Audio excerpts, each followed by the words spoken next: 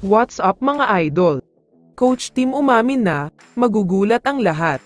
Pero bago mo sana ipagpatuloy ang panonood mo, ay huwag mong kalimutan na mag-subscribe bilang suporta sa aking YouTube channel. Maraming salamat idol.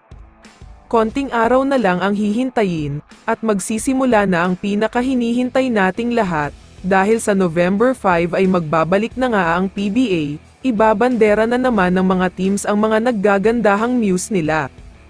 Samantala, maliban sa opening ay isa talaga sa pinaka-inaabangan ng lahat ay ang announcement ng Ginebra, tungkol sa kung sino nga ba talaga ang official na magiging import nila.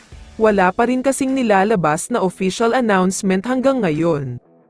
Alam naman kasi nating lahat, na hindi pa rin naglalabas ng hatol ang TIA kung ano nga ba talaga ang magiging suspension ni Brownlee, at kung gaano nga ba katagal ang suspension na ito. Malapit na magsimula ang Commissioner's Cup pero wala pa rin hatol. Samantala ay naglabas naman ng balita ang Spin.ph, at sinasabing pauwi na nga daw ng Pilipinas itong si Coach Tim Cone, matapos siyang magbakasyon sa Amerika pagkatapos makapag-uwi ng gintong medalya ang Gilas Pilipinas.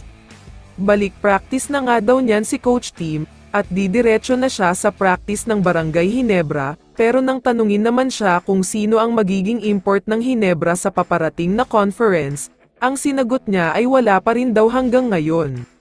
Pero may isang balita na siguradong magugulat ang lahat, naglabas kasi ng hint o clue ang isang source, at sinasabing malaki daw ang chance na si Justin Brownlee pa rin daw ang magiging import.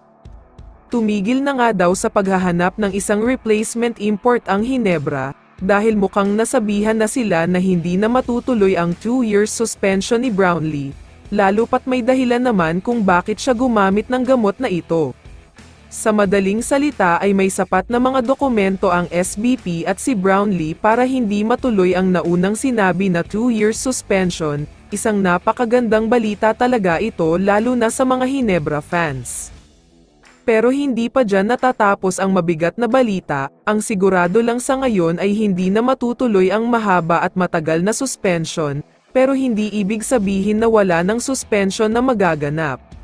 Ayon kasi sa source, posibleng umabot lang daw ng 1 linggo magiging suspended itong si Brownlee, kaya naman asahan nating lahat na posibleng may 1 o 2 games na maglalaro ang Ginebra na walang import. Kaya naman kung ikaw ang tatanungin idol, ano ang masasabi mo sa napakagandang balita na ito?